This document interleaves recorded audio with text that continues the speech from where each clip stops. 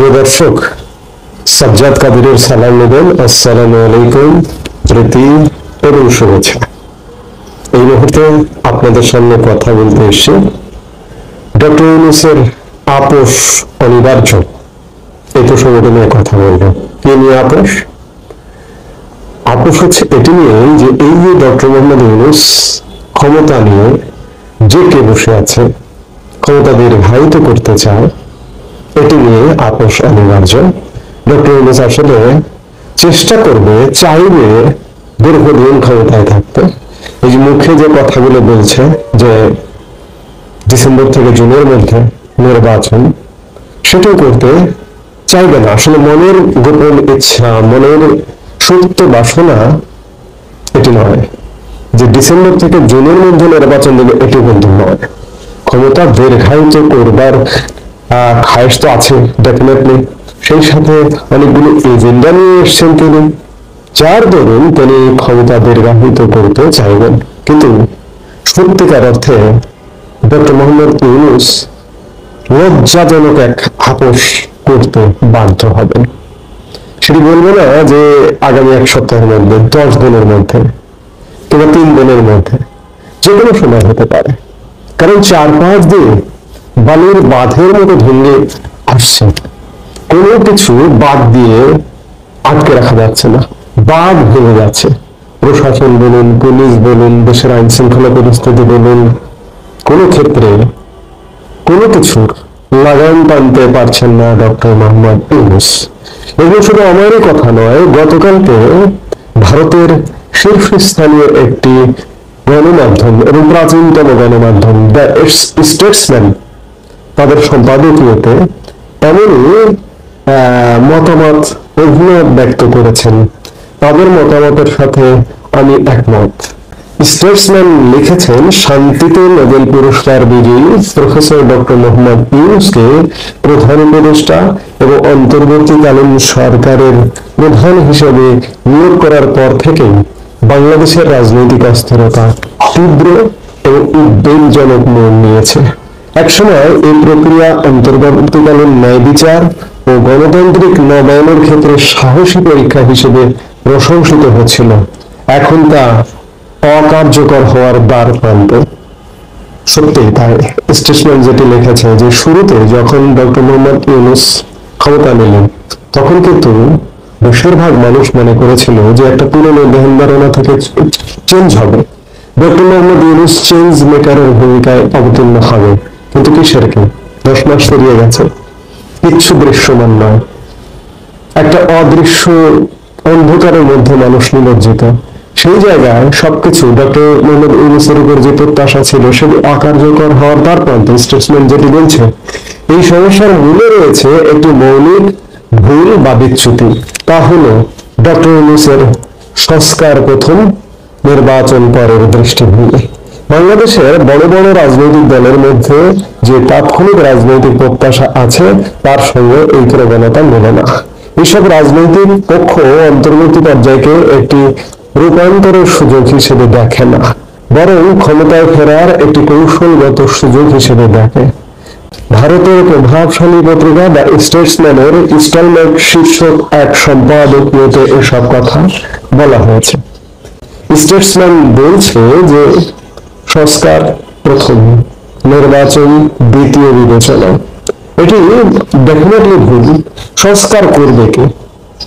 Doctor Mohammad Yunus তো আর দেশ চালাবে না, কিংবা ভবিষ্যতে রাজনীতি করবে না। রাজনীতির সুবিধার্থে, রাজনীতির স্বার্থেই তো একটা দেশের সংস্কার হতে পারে। শাসন ব্যবস্থা সহজে যাতে পরিচালনা করা যায়, জনগণ যাতে শাসন ঠিক না, শাসনটাকে সেবা হিসেবে উপভোগ করে, এনজয় করে, সেজন্যই তো সংস্কার। ডক্টর মোহাম্মদ ইউনূস কিংবা ইউনূসের সঙ্গে যারা আছেন, তারা যেহেতু এই সংস্কার উপভোগ করবেন না, তাহলে তারা সংস্কারের মর্ম বা মজা তো বুঝবেন না। সংস্কারটা তো করা উচিত নিঃসন্দেহে রাজনীতিবিদদের, রাজনৈতিক দলের, রাজনৈতিক নেতৃত্বের, রাজনৈতিক সরকারের। কিন্তু ডক্টর মোহাম্মদ ইউনূস উল্টো পথে হাঁটছেন। সংস্কার সংস্কার ধোয়া তুলে আজকে 10 মাস পেরিয়ে গেছে, সংস্কারের কোনো খবর নেই।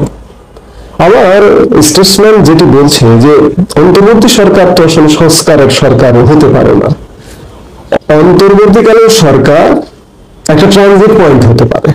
ট্রানজিট পয়েন্টটা কিভাবে, যে একটা সরকার ছিল, একটা সরকার থেকে আর একটা সরকার এসে, এই সরকারটা আসবে, এসে নির্বাচন দিবে, নির্বাচন দিয়ে আর একটা সরকার আসবে, এটাই তো কাজ।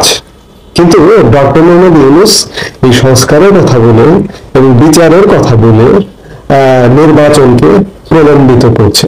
সংস্কার এবং বিচার, সংস্কারের ক্ষেত্রেও কোনো অগ্রগতি নেই, বিচারের ক্ষেত্রেও অগ্রগতি নেই, বা বিচারটি আসলে প্রশ্নবিদ্ধ। গত জুলাই আগস্টের পর থেকে অসংখ্য মানবতা বিরোধী অপরাধ ঘটেছে, কিন্তু মানবতা বিরোধী অপরাধের একটি অংশকে বাদ রেখে একটি অংশের বিচার করা হচ্ছে।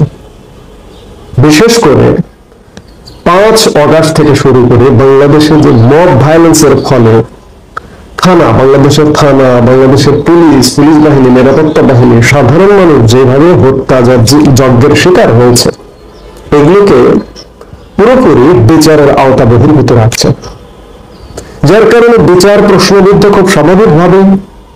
এবং আরেকটি বিষয়, যে সেই সময় রাষ্ট্রের জানমাল নিরাপত্তার রক্ষার্থে আইন শৃঙ্খলা বাহিনী ভূমিকা নিয়েছে, প্রয়োজনে গুলি করেছে, প্রয়োজনে নিবৃত্ত করেছে, নিবৃত্ত করবার জন্য যা কিছু প্রয়োজন সবকিছু করেছে। তৎকালীন প্রধানমন্ত্রী, তৎকালীন স্বরাষ্ট্রমন্ত্রী বা তারা তো জানমালের নিরাপত্তার জন্য কঠোর হয়েছে প্রয়োজনে, রাষ্ট্রকে নিরাপত্তা দিতে। আমি সব কথার শেষ কথা যদি বলি, যে রাষ্ট্রকে নিরাপত্তা দিতে গিয়ে কঠোর হয়েছে। কঠোর হতে গিয়ে যদি কোনো এলাকা ফাঁকা করতে হয়, কাঁদানে গ্যাস ছুটতে হয়, গুলি করতে হয়, করেছে প্রয়োজনে, যে তোমরা সরে যাও, আমরা গুলি করবো, তোমরা সরবে কেন? সোজা কথা, যে রাষ্ট্রকে সুরক্ষা দিতেই সেই কর্মকাণ্ডগুলো করা হয়েছিল। সেই রাষ্ট্রের সুরক্ষার জন্য আজকে মানবতা বিরোধী অপরাধের বিচার হচ্ছে, এবং বিচার পক্ষপাত দুষ্ট, এটি বলার অপেক্ষা রাখে না। সবকিছু মিলিয়ে সত্যিকার অর্থে বালির বাঁধের মতো ভেঙে আসছে। ডক্টর ইউনূসের, আমি শুরুতে যেটি বললাম, যে ডক্টর ইউনূসের আপোষ অনিবার্য। ডক্টর ইউনূস বাংলাদেশে নির্বাচন করেও যেতে পারবে না। আমি এর আগে একাধিকবার বলেছি, এখনো বলছি, যে অসম্ভব। ডক্টর ইউনূসের পরিষদ অন্ততপক্ষে বাংলাদেশে নির্বাচন করে যেতে পারবে না। যদি একটি বুঝ দেওয়ার নির্বাচন করে, সেটি সেই নির্বাচনটি গ্রহণযোগ্য হবে না। এই যে আজকে আমরা যে দিন কথা বলছি, আজকে বাংলাদেশের প্রধান রাজনৈতিক দলগুলোর বৈঠক আছে। অনেকে ভাবছেন যে আজকে মনে হয় একটা দফারফা হয়ে যাবে, নির্বাচনের রোডম্যাপ ঘোষণা হবে, সেই ইত্যাদি। বিশেষ করে বাংলাদেশের প্রধান রাজনৈতিক দল বিএনপি নির্বাচনের দাবিতে অনড়, কিন্তু না, কিচ্ছু হবে না। আজকে ডক্টর মোহাম্মদ ইউনূস এই ধরনের কোন ঘোষণা বা এই ধরনের কোন আশ্বাসে যাবেন না, নির্বাচনের রোডম্যাপ ঘোষণা। তবে পরিস্থিতি আরো ঘোলাটে হবে, সেটি হয়তো আরো 1-2 মাস লাগতে পারে। লেগে ডক্টর মোহাম্মদ ইউনূসের আপোষ অনিবার্য। কারণ ডক্টর মোহাম্মদ ইউনূস, আমি ওই যে বললাম, যে বালির বাঁধ আসলে আটকে রাখা যায় না। সর্বক্ষেত্রে অধপতন, দুর্নীতি কোথায় নেই। শেয়ার বাজার থেকে শুরু করে খুব ছোট একটা অফিসে পর্যন্ত দুর্নীতির স্বর্গরাজ্য। সমন্বয়ের নামধারী একদল ছেলে মেয়ে দুর্নীতিতে নিমজ্জিত। সচিবালয়ের দুর্নীতি, সচিবালয়ে গিয়ে তদবিরবাজি করে, বলে শেষ করা যাবে না। অসংখ্য, ইতিমধ্যে গণমাধ্যমের মাধ্যমে অসংখ্য এই ধরনের কেলেঙ্কারি চলে এসে সারা দেশে একটা তাণ্ডবের, দুর্নীতির তাণ্ডবের মহোৎসব শুরু হয়ে গেছে এই সমন্বয়ের নামধারী ছেলেপেলেগুলো। এবং দেশের অর্থনীতি, দেশের ব্যবসা বাণিজ্য ভয়াবহ ধস, দুর্ভিক্ষ অনিবার্য, একই সাথে ডক্টর মোহাম্মদ ইউনূসের আপোষ অনিবার্য। সেটি ঠিক কবে হবে এই মুহূর্তে? প্রিয় দর্শক, আসসালামু আলাইকুম। একই সাথে প্রীতি এবং শুভেচ্ছা নেবেন। এই মুহূর্তে আপনাদের সামনে কথা বলতে এসেছি। ভারতের রাষ্ট্রপতির কাছে পরিচয়পত্র পেশ করে দেশে ফিরলেন কেন বাংলাদেশের হাই কমিশনার? এই প্রসঙ্গটা নিয়ে আপনাদের সামনে কথা বলবো।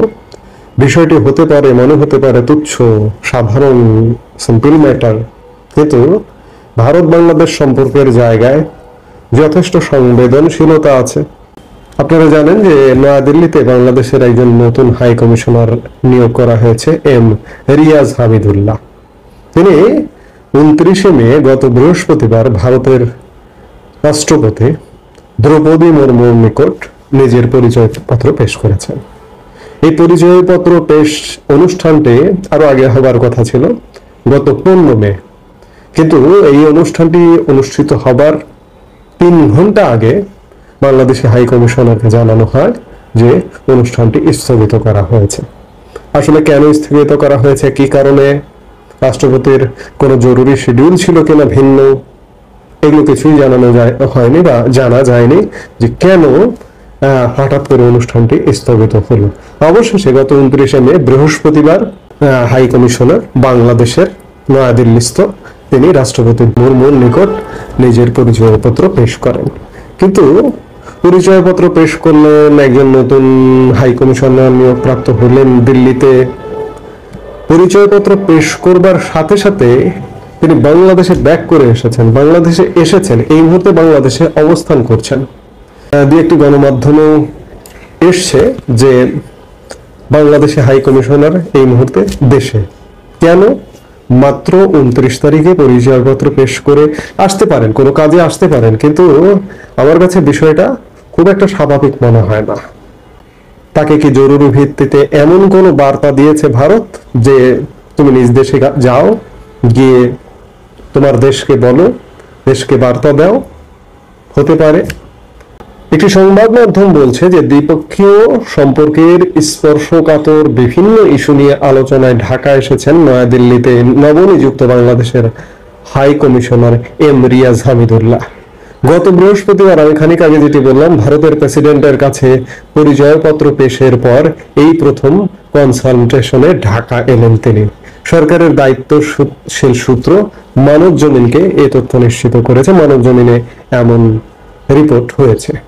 দায়িত্বশীল সূত্রটি আরো জানিয়েছে যে পুশ ইন সীমান্ত হত্যা ভারতের উত্তর পূর্বাঞ্চলে বন্যা পরিস্থিতিতে ভাটিতে কি প্রভাব পড়তে পারে, কথিত অবৈধ বাংলাদেশিদের বিতাড়নের আচমকা তোড়জোড় এবং স্থলবন্দর দিয়ে তৈরি পোশাক সহ বাংলাদেশের বিভিন্ন পণ্য রপ্তানিতে নিষেধাজ্ঞার বিকল্প নিয়ে সরকারকে ভাবতে হচ্ছে। এজন্য কনসালটেশনে হাই কমিশনারকে ডেকে আনা হয়ে থাকতে পারে। ভারত থেকে বাংলাদেশে কন্টিনিউ পুশব্যাক চলছে। আবার এর মধ্যে একটা সীমান্ত হত্যার ঘটনাও ঘটেছে গত শনিবার মানে 31শে মে রাতে মৌলভীবাজারের কুলাউড়া সীমান্তে সর্বশেষ একটা সীমান্ত হত্যার ঘটনা ঘটেছে।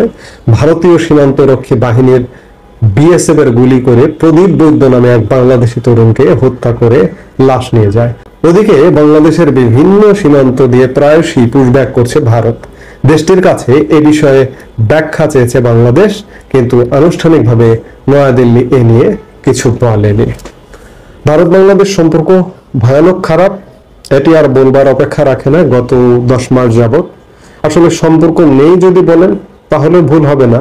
যদি এর মধ্যে বৈঠক হয়েছে, দুদেশের পররাষ্ট্র সচিব পর্যায়ে বৈঠক হয়েছে, পররাষ্ট্রমন্ত্রী পররাষ্ট্র উপদেষ্টা পর্যায়ে বৈঠক হয়েছে, এমনকি প্রধান উপদেষ্টা প্রধান মন্ত্রী পর্যায়ে বৈঠক হয়েছে, তারপরেও সম্পর্কটা কোনোভাবে ভালো হচ্ছে না এবং খুব নিকট ভবিষ্যতে ভালো হবার সম্ভাবনা দেখা যাচ্ছে না।